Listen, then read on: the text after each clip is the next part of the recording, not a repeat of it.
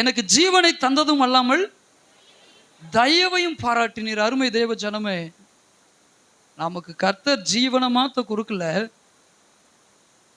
அந்த ஜீவனோடு கூட கர்த்தர் தயவையும் கொடுத்திருக்கிறார். அல்லேலூயா. நிறைய பேருக்கு ஜீவனோடு நிறைய காசு பணம் கிடைக்குது.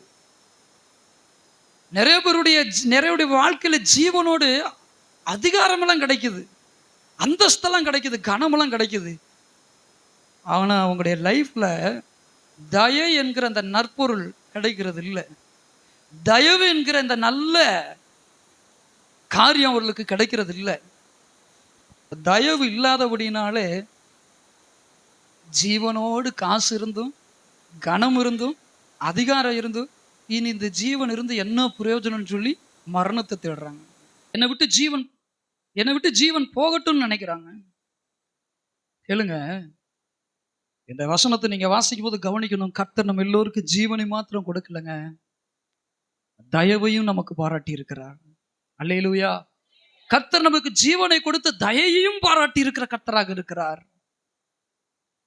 பவுல் சொல்லுகிறான், எங்களுடைய ஜீவனுக்கு மோசம் வந்தது, இனி தப்பி பிழைப்போம் என்கிற நம்பிக்கையே கிடையாது. இனி தப்பி பிழைப்போம் என்கிற நம்பிக்கையே கிடையாது. சமுத்திரத்துல பிரயாணம் பண்ணுகிற அந்த பவுல் தன்னுடைய அனுபவத்துல நடந்த காரியத்தை எழுதி வைத்திருக்கிறார் பாருங்க, லூக்கா மூலமாக.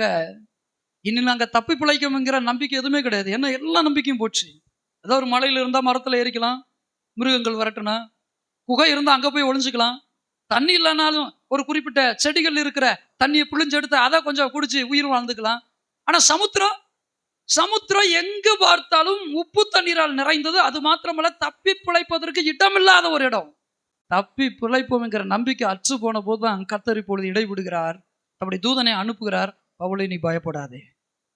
அல்லேலூயா, அல்லேலூயா. பவுலை நீ பயப்படாதே, உனக்கு மாத்திரமல்ல, உன் நிமித்தம் உன் கூட பிரயாணம் பண்ணுகிற இத்தனை பேருக்கும் கர்த்தர் தயவு செய்திருக்கிறார். எத்தனை ஒரு கரங்களை கட்டி கர்த்தருடைய தயவுக்காக மகிமைப்படுத்துறீங்க.